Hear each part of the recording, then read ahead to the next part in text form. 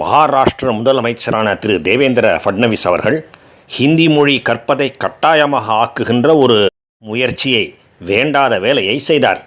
1ஆம் வகுப்பிலே இருந்து 5ஆம் வகுப்பு வரை படிக்கின்ற மாணவர்கள் ஹிந்தியையும் கற்க வேண்டும், கட்டாயமாக கற்க வேண்டும் என்கின்ற ஓர் அரசாணையை அவர் கொண்டு வந்தார்.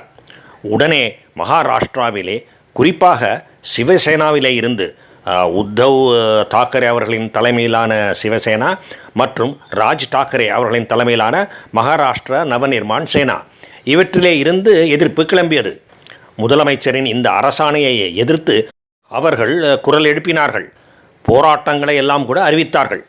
இந்த விஷயத்திலே இன்னொரு முக்கியமான விஷயமும் கவனிக்க தகுந்தது. அது என்னவென்றால், இப்படி தொடக்கப்பள்ளியிலேயே ஹிந்தி என்கின்ற குறிப்பிட்ட ஒரு மொழியை கட்டாயமாக்குவது தேசிய கல்விக் கொள்கைக்கு கூட எதிரானதாகும். தேசிய கல்விக் கொள்கையிலே ஏதாவது ஒரு இந்திய மொழி என்றுதான் சொல்லப்பட்டிருக்கின்றதே தவிர ஹிந்தி என்று சொல்லப்படவில்லை, குறிப்பாக ஹிந்தி என்று சொல்லப்படவில்லை. அந்த 3வது மொழி ஏதாவது ஒரு இந்திய மொழியாக இருக்கலாம், தமிழாக இருக்கலாம், தெலுங்காக இருக்கலாம், பஞ்சாபியாக இருக்கலாம், எப்படி வேண்டுமானாலும் இருக்கலாம். எல்லை மாவட்டங்களிலே இருக்கின்ற எந்த மாநிலத்திலுமே எல்லை மாவட்டங்களிலே இருக்கின்ற மாணவர்களுக்கு தங்கள் தாய்மொழியை கற்பதற்கு இந்த கல்விக் கொள்கை உதவி செய்யும். சொல்லப்போனால் எல்லைப்புற மாவட்டங்கள் மட்டும் என்று இல்லை, உள் மாவட்டங்களிலே கூட அப்படிப்பட்ட ஒரு நிலைமை இருக்கலாம். அதை தவிர தூர மாநிலங்களிலே இருந்து கூட மக்கள் இங்கே குடியேறி இருக்கலாம், எந்த இடத்திலும் எந்த மாநிலத்திலும் குடியேறி இருக்கலாம். அவர்களும் தங்கள் தாய்மொழியை கற்க விரும்பலாம். உதாரணமாக எல்லைப்புற மாவட்டங்கள் என்று வரும்பொழுது, தமிழ்நாட்டிலே மேற்கு மண்டலத்திலே சில இடங்களிலே கன்னட மொழி பேசுபவர்கள் அதிகம் இருக்கின்றார்கள். வட மாவட்டங்கள் சிலவற்றிலே தெலுங்கு பேசுபவர்கள் அதிகம் இருக்கின்றார்கள். அதை போலத்தான் மேற்கு மற்றும் தென்மேற்கு மாவட்டங்களிலே மலையாளம் பேசுபவர்கள் அதிகம் இருக்கின்றார்கள். இதை தவிர பஞ்சாப் எங்கே இருக்கின்றது, தமிழ்நாடு எங்கே இருக்கின்றது. ஆனாலும் சென்னையிலே பல பஞ்சாபைச் சேர்ந்த சீக்கியர்கள் வசிக்கின்றார்கள். அவர்கள் நிரந்தரமாக சென்னையிலேயே குடியேறிவிட்டவர்கள். இதை போலவே குஜராத், ராஜஸ்தான், மகாராஷ்டிரா முதலிய மாநிலங்களிலே இருந்தும் தமிழ்நாட்டிலே குடியேறி இருக்கின்றார்கள். இவர்களிலே பலர் தமிழ்நாட்டிலே குறிப்பிட்ட இடத்திலே என்றுதான் இல்லாமல் தமிழ்நாடு முழுவதிலுமே பரவலாக இருக்கின்றார்கள். உதாரணமாக ராமநாதபுரம் மாவட்டத்திலே சில சீக்கியர்கள் குடியேறி இருக்கின்றார்கள். அதுவும் விவசாயத்தை முன்னெடுத்து தொழில் செய்து கொண்டிருக்கின்றார்கள் என்பது உங்களுக்கு மிகுந்த ஆச்சரியத்தை கொடுக்கலாம். ராமநாதபுரம் மாவட்டம் மழையே இல்லாத இடம், அங்கே கூட சொட்டு நீர் பாசனம் மூலமாக விவசாயம் செய்கின்ற பஞ்சாபியர்கள் இருக்கின்றார்கள்.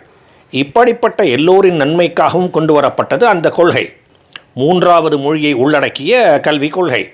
எனவே சிவசேனாக்களின் எதிர்ப்புகளையும் இந்த தேசிய கல்விக் கொள்கையின் அடிப்படை நோக்கத்தையும் மனத்திலே கொண்டு தான் வழங்கியிருந்த அரசு ஆணையை திரு தேவேந்திர ஃபட்னவிஸ் அவர்கள் திரும்ப பெற்றார். இத்துடன் இந்த விவகாரம் முடிவுக்கு வந்துவிட்டது. அதனால் இதை எதிர்த்து, இந்த இந்தி திணிப்பை எதிர்த்து போராட்டம் நடத்த இருந்த சிவசேனா அந்த போராட்டத்தை வெற்றி கொண்டாட்டமாக மாற்றிவிட்டது.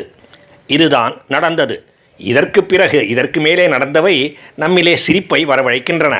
அது என்னவென்றால், இந்த போராட்டத்தை, இந்த ஹிந்தி எதிர்ப்பை பற்றி குறிப்பிட்ட நமது முதலமைச்சர் திரு M.K. ஸ்டாலின் சந்தடி சாக்கிலே அந்த போராட்டத்துக்கு ஸ்டிக்கர் ஓட்டினார். காலமாக திராவிடம் ஹிந்தியை எதிர்த்து வருகின்றது, ஹிந்தி திணிப்பை எதிர்த்து வருகின்றது. இப்பொழுது மகாராஷ்டிராவும் அப்படிப்பட்ட ஹிந்தி எதிர்ப்பை கையில் எடுத்து கொண்டிருக்கின்றது. இது மிகவும் மகிழ்ச்சிக்குரிய விஷயம். எங்களைப் போலவே சிவசேனா செய்வதிலும் எங்களுக்கு மகிழ்ச்சி. எங்களுடைய வாழ்த்துக்களையும் ஆதரவையும் தெரிவிக்கின்றேன் என்று கூறியிருந்தார். அதாவது சிவசேனா திராவிட கொள்கையை பின்பற்றுகின்றதாம். அப்படி ஒரு உருட்டினார் நமது முதல்வர்.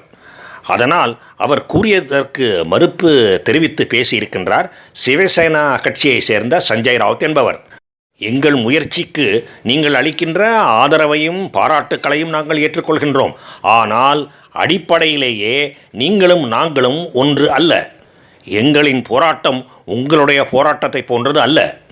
நீங்கள், அதாவது திமுக, ஹிந்தியை அடிப்படையிலேயே எதிர்க்கின்றீர்கள். நாங்கள் ஹிந்தி திணிப்பை மட்டும்தான் எதிர்க்கின்றோம்.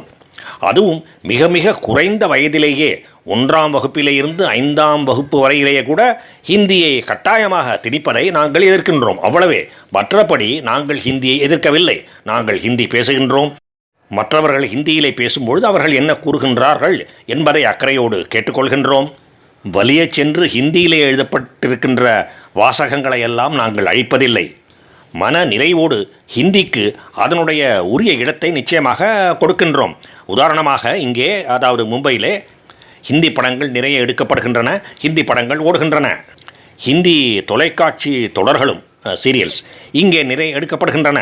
அவற்றுக்கெல்லாம் நாங்கள் எந்த விதமான மறுப்பும் எதிர்ப்பும் சொல்வதில்லை. அதனால் உங்களையும் எங்களையும் ஒன்றாக்கி விடாதீர்கள். உங்கள் போராட்டம் வேறு, எங்கள் போராட்டம் வேறு. உங்களுக்கு ஹிந்தியையும் ஹிந்திக்காரர்களையும் கண்டாலே ஆகாது, எங்களுக்கு அப்படி இல்லை என்று M.K. ஸ்டாலின் அவர்களின் ஸ்டிக்கர் ஒட்டும் முயற்சியை கடுமையாக முறியடித்திருக்கின்றார் சஞ்சய் ராவுத். திமுக ஒட்டுகின்ற ஸ்டிக்கர்களை எல்லாம் அண்ணாமலை அவ்வப்போது கிழித்து எறிந்து கொண்டிருக்கின்றார். மக்களிடையே தோல் உரித்து காட்டிக் கொண்டிருக்கின்றார். அதை தவிர போதாக்குறைக்கு சீமான் வேறு இதே வேலையை சில சமயங்களிலே செய்கின்றார். திராவிட பொய்யர்கள் கூறும் பொய்களையெல்லாம் அவர் பொது வெளியிலே போட்டு உடைத்து கொண்டிருக்கின்றார். இவையெல்லாம் போதாது என்று இப்பொழுது திராவிடத்தின் போலி முகத்திரை தமிழ்நாட்டின் எல்லை தாண்டி பிற மாநிலங்களாலும் கிழிக்கப்பட்டு கொண்டிருக்கின்றது.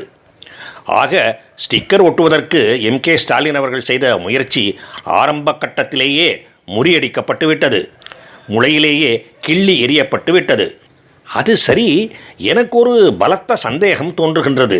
இந்த வேண்டாத வேலையை, தேசிய கல்விக் கொள்கைக்கு கூட புறம்பாக இருக்கின்ற இந்த வேண்டாத வேலையை ஃபட்னவிஸ் ஏன் செய்தார்? பொதுவாக அவர் நன்றாக ஆட்சி செய்யக்கூடியவர். அனாவசியமான வில்லங்கங்களிலே சச்சரவுகளிலே இறங்குவதில்லை. மாநிலத்தின் வளர்ச்சியிலேயே பொருளாதார முன்னேற்றத்திலேயே நன்கு கவனம் செலுத்துபவர். இதுவரை அவருடைய செயல்களிலே, ஆட்சியிலே நான் குற்றம் கண்டது இல்லை. அவர் ஏன் இப்படி ஒரு காரியத்திலே இறங்கி, வேண்டாத வேலையிலே இறங்கி பின்பு அதை திரும்ப பெற்றார்? இந்த கேள்விக்கு சரியான பதிலை யாராலும் கூற முடியாது என்று தான் நினைக்கின்றேன். யானைக்கும் அடிசருக்கும் என்று தான் சொல்ல வேண்டி இருக்கின்றது. வாழ்க பாரதம்! ஜெய் ஹிந்த்!